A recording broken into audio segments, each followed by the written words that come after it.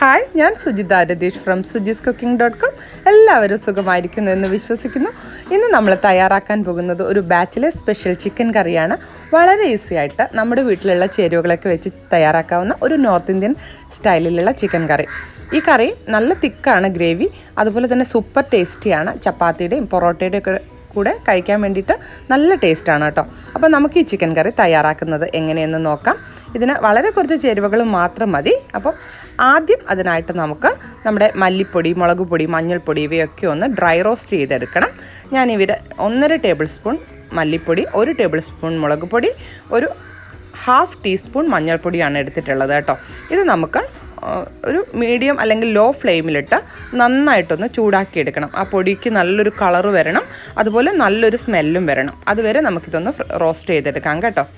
അപ്പോൾ നമ്മുടെ പൊടികളെല്ലാം ഞാൻ റോസ്റ്റ് ചെയ്തെടുത്തിട്ടുണ്ട്. ഇനി ഇത് നമുക്ക് കഴുകി വെച്ചിരിക്കുന്ന ചിക്കനിൽ നന്നായിട്ടൊന്ന് പുരട്ടി കൊടുക്കണം.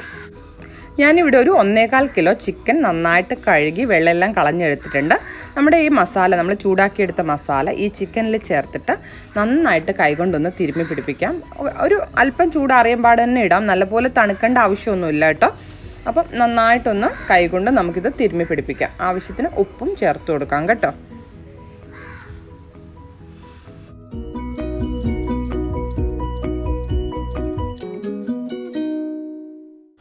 ഇനി ഈ ചിക്കൻ നമുക്ക് ഒന്ന് കവർ ചെയ്തിട്ട് ഒരു അരമണിക്കൂർ മാറ്റി വയ്ക്കാം. നിർബന്ധമൊന്നുമില്ല, അങ്ങനെ മാറ്റി വയ്ക്കുമ്പോൾ ഒരു ടേസ്റ്റാണ്. അപ്പോൾ നമ്മുടെ ചിക്കനിലേക്ക് വേണ്ട മസാലകൾ തയ്യാറാക്കാം. ഇനി ചിക്കൻ അവിടെ ഇരിക്കട്ടെ. ഇതിനായിട്ട് ഞാനിവിടെ ഒരു ഉരുളി അടുപ്പത്ത് വെച്ചിട്ടുണ്ട്. ഇതിലേക്ക് നമുക്കൊരു 1/4 കപ്പ് വെളിച്ചെണ്ണയോ സൺഫ്ലവർ ഓയിലോ ഏത് ഓയിലാണോ നിങ്ങൾ ഉപയോഗിക്കുന്നത് അത് ചേർത്ത് കൊടുക്കാം. ഇനി ഇതിലേക്ക് നമുക്ക് 2 സ്പ്രിഗ് കറിവേപ്പില ചേർത്ത് കൊടുക്കണം. കറിവേപ്പില കൂടിയാലും കുഴപ്പമൊന്നുമില്ല കേട്ടോ, കറിക്ക് നല്ല ടേസ്റ്റ് തന്നെയാണ്. ഇനി ഇതിലേക്ക് നമുക്കൊരു 4 വലിയ ഉള്ളി പൊടിയായി അരിഞ്ഞത് ചേർത്ത് കൊടുക്കാം.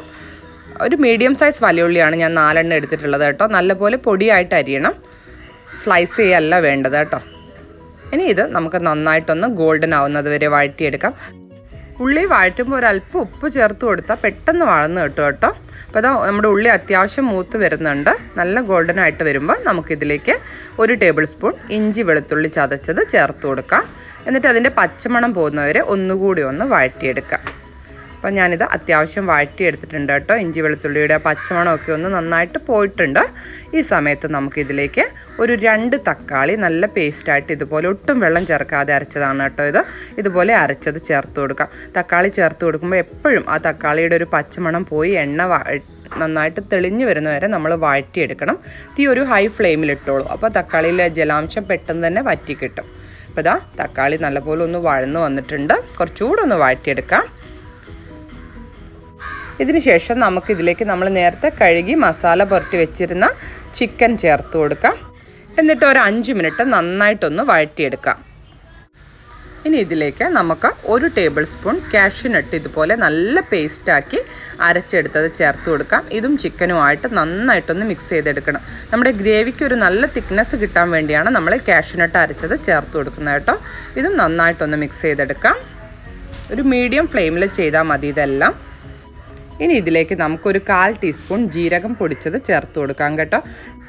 ഇത് നന്നായിട്ടൊന്ന് മിക്സ് ചെയ്തെടുത്തതിന് ശേഷം നമുക്ക് ഇതിലേക്ക് ഒരു 1/4 കപ്പ് അല്ലെങ്കിൽ 1.5 കപ്പ് വെള്ളം ചേർത്ത് കൊടുക്കാം. 1.5 കപ്പ് നമ്മുടെ നാട്ടിലെ കോഴിയൊക്കെ ആണെങ്കിൽ 1.5 കപ്പ് വെള്ളം തന്നെ വേണം പാകമാവാൻ. ഗൾഫിലൊക്കെ ആണെങ്കിൽ ചിക്കൻ പെട്ടെന്ന് കുക്കാവും. അപ്പോൾ 1.25 കപ്പ് ചേർത്താൽ മതി. ഞാനിവിടെ 1.5 കപ്പ് വെള്ളം ചേർത്തിട്ടുണ്ട്. ഈ 1.5 കപ്പ് വെള്ളം ചേർത്ത് നന്നായിട്ടൊന്ന് മിക്സ് ചെയ്തതിന് ശേഷം നമുക്കിത് അടച്ച് വെച്ച് ഒരു 25 മിനിറ്റ് കുക്ക് ചെയ്തെടുക്കാം. ആദ്യം ഹൈ ഫ്ലെയിമിൽ ഇട്ടോളൂ. കറി നന്നായിട്ടൊന്ന് തിളച്ചതിന് ശേഷം മാത്രം ഫ്ലെയിം കുറച്ച് അടച്ച് വെച്ചാൽ മതി കേട്ടോ. ഇടയ്ക്കിടയ്ക്ക് കറി ഒന്ന് മിക്സ് ചെയ്ത് കൊടുക്കാനും മറക്കണ്ട.